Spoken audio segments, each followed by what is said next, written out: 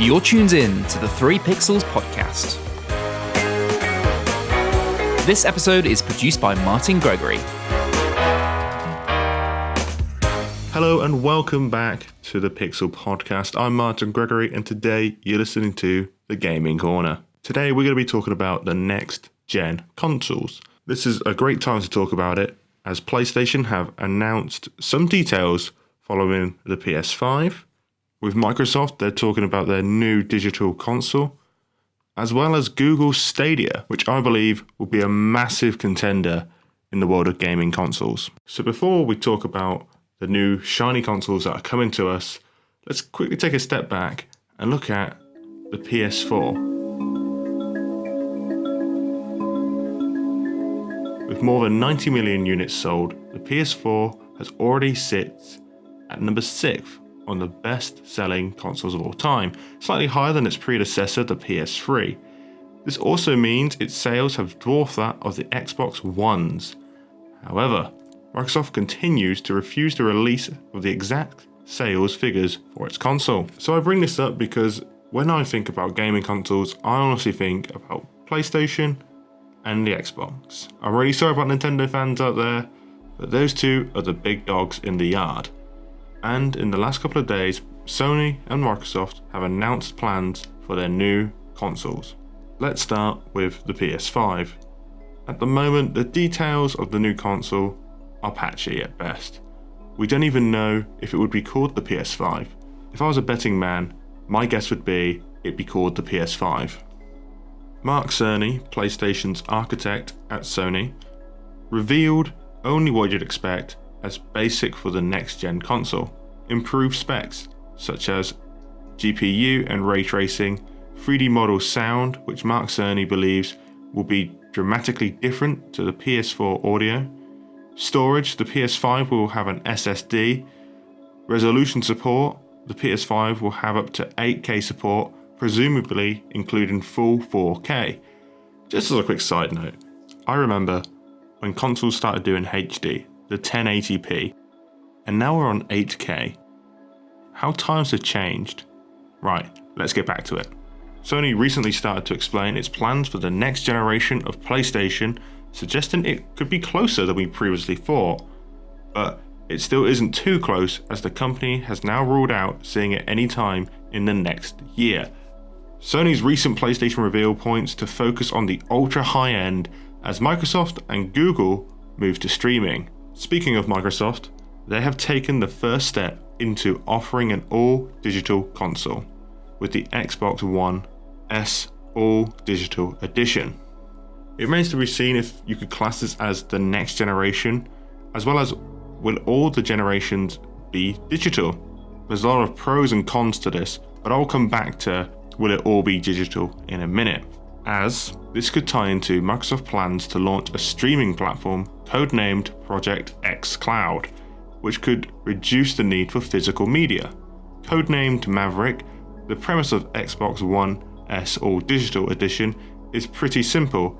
It comes without a disk drive, thus meaning it'll be the exact same specs as the Xbox One S, but removal of the disk drive, which will allow Microsoft to reduce the components shrieking in the console and being able to market it for a cheaper price. Windows Central reports we could see a diskless Xbox One S console launch globally within a matter of months. Early May is being touted and you can already pre-order this console. Now, let's go back to what I was going to talk about, the pros and cons. The downside to such a console, obviously enough, is the users will be restricted to buying all their games from the Xbox Store, no disc copies, which means no trade-ins, and no more lending games. However, this isn't an entirely bad thing, especially for game developers, where now they don't have to make so many physical copies on discs. Although discs are relatively cheaper now than they were, it still costs a lot of money to export the games out to different countries and across the world. So now being able to upload the game on a server where then the customers can download the game makes things much more easier and cost effective. Perhaps most critical to all of this is the pricing. On the surface, it sounds like the target plan for this Xbox One console is to get it into as many homes as possible for as cheap as possible. However, they'll face stiff competition from a new competitor coming up, Google's Stadia, an all-streaming gaming platform. Google's cloud gaming venture started with Project Stream and has now taken shape as Stadia, which has been announced at the GDC in 2019 in San Francisco on March 19th. The best way to explain how this will work out is a Netflix-style video game platform, and it's aiming to flip the gaming industry on its head by eliminating the need for pricey consoles, as well as putting an end to an hour-long download times, and even taking on live stream platforms such as Twitch. It's Google's first big bet on video games, and the company is betting big. So, why do I talk about Netflix? Because this has been dubbed the Netflix of gaming. Stadia will offer the users a library of games they can choose from and begin in just a click. No downloading or installing required. Google services will run the game and send the users visual output through the internet and up-to-date 4K resolution at 60 frames per second at launch, and with the 8K at 120 frames per second available sometime in the future. So how are Google achieving all this? They've just teamed up with chipmaker AMD to build a specialized GPU for its data centers, which Madge Baker, head of the engineering for Stadia, claims will be the graphics card to rule them all. Now, here comes some real technical numbers, and I'll try and explain them, but as we all know, I'm not the tech guy. The graphics chip is said to deliver 10.7 teraflops of power, meaning it can complete 10.7 trillion operations a second, compared to the PS4 Pro's 4.2 and the Xbox One's 6 teraflops of power. And all of that will be complemented by a custom-made 2.7 gigahertz of 86 PCU with 16 gig of RAM. Well, I'm not too sure what this means, but I know someone who can help. Hello, Martin. Nice for you to call me. Wow, it's great to hear you again. And yeah, I'm sort of just stuck at the moment. Right. Is it like last time? Because I can't keep doing this anymore. Maybe a little. But no, Okay. this time we're talking about the Stadia. And I've run into some tech elements and I have no idea what any of it means. All right, I'll try and help you out. Tell me what you're stuck with. Okay. I hope this makes sense to you, because if not, we're in deep trouble here. I'll talk about the graphics chip, and it's said to deliver 10.7 teraflops of power, meaning it can complete 10.7 trillion operations per second. My first question is, what is a teraflop? And later it talks about the 2.7 gigahertz and 16 gigs of RAM. Like, what does this all mean in terms of the console? Okay, so yeah, it's quite interesting actually, because teraflop is banded around a lot in the gaming world. And I think the large portion of the community don't really know what it means unless you're a real computer nerd and you follow a lot of this and maybe you're really into PC gaming. So a teraflop is just really a way of measuring the power of computer-based power on mathematical capability rather than on clock speed. So you hear gigahertz a lot in the processor world, 2.7 gigahertz, 2.5 gigahertz, but that's kind of more of a clock speed, how fast it can technically go, but teraflops is measuring more how fast it is mathematically at doing equations, which is really important in gaming terms because there are a ton of equations in code that it needs to run through and it's how quickly it can do that. So it really refers to the capability of a processor to calculate 1 trillion floating point operations per second. So saying something has 6 teraflops, for example, means that its processor setup is capable of handling 6 trillion floating point calculations every second, on average. Yeah, that makes more sense to what I'm hearing. So what's this on here with the 2.7 gigahertz? Could that go higher? Or is that a norm of today? It's probably the base clock, but it's hard to tell because this is all kind of new stuff. And they're saying it's a custom-made chip, which we know it's going to come from Intel because it's on the x86 platform, which is Intel's platform. So it's kind of hard to tell what it's going to be. It probably is either going to be a high-end i5 or i7 equivalent, I reckon.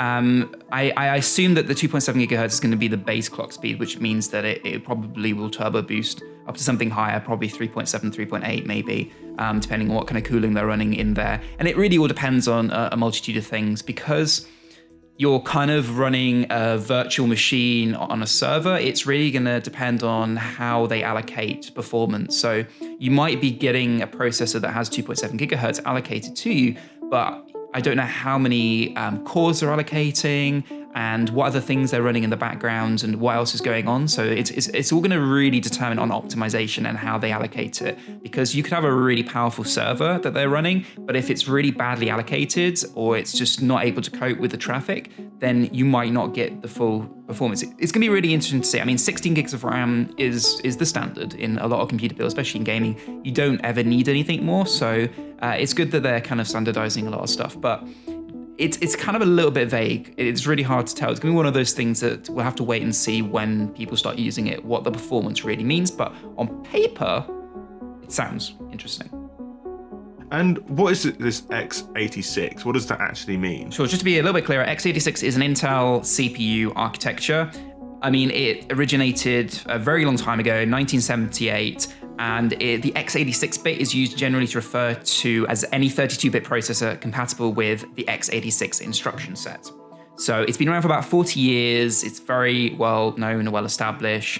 It's really great because by supporting the x86 architecture, you're actually supporting games from over the years, games which have been made since the dawn of PC almost. So I'm hoping that that's the plan with that, is that you'll also be able to play some really old classic computer games, not just the new stuff, because you're supporting that platform. So it's been a smart move, I think, by Google to do that, because they're not limiting themselves in support, and they're trying to make it as easy as possible, I reckon, for developers to add support as well, because it's one of the most well-known processor platforms. Brilliant. Well, that does clear up much more, because when I first looked at this, I thought, yeah, but with your help, Ben, I understand it much more, and I can see sort of the moves that Google are trying to make. Yeah, I mean, they're doing a lot of smart things. I mean, Google have a lot of money. They know how to do research, and they've been in the server world for quite a while now. You know, we're not talking of a company who's new to doing this kind of stuff. I mean, the power of YouTube alone has had to really push their server capacity, because, you know, sometimes they're delivering 8K content across the globe. So they know what they're doing in the server space. So I have high expectations for the platform from them. And speaking of your high expectations, we're just going to tease now that we're going to do a video together talking about where the Stadia is going to come from, what we expect it to do. And I hope you're on board with that, Ben. Yeah, well, I'd love to talk about that. So I'm very passionate about the gaming world, especially PC gaming, because it's kind of a collision of two passions for me. It's just technology and gaming. So I am very much looking forward to that, and it's going to be an interesting one. I think whatever Google does with Stadia is definitely going to be an interesting dynamic in the gaming world. So it'll be interesting to see what the reaction is from the long-term players. Brilliant. Well, I can't wait for that. Thank you very much, Ben. No worries. I'm always a pleasure to help, and good luck with the rest of the episode. Thank you very much. Goodbye. Thank you very much, Ben. It's always nice to have you on the Gaming Corner. Now, let's continue on. So the stats are impressive on paper, however, it's still in the works, and still not much is known about all three of these consoles. So why have I brought it up? Well, this is just a sort of a hook episode, because next episode I'm going to collab with Ben, and we're going to talk about three key areas. What does this mean for the future of gaming? Where does this leave other gaming giants? And will the console soon be extinct physically? That episode hopefully comes out next week, and in the meantime you can come to our website at the3pixels.com, our Twitter 3pixelspod, as well as our Facebook, the 3pixels. I've been Martin Gregory, and you've been listening to the 3pixels podcast. Thank you very much.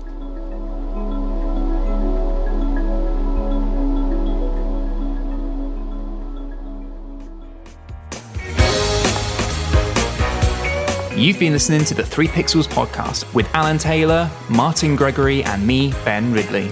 Music provided by Epidemic Sound. With that, thank you for listening. We'll see you next time. Good night.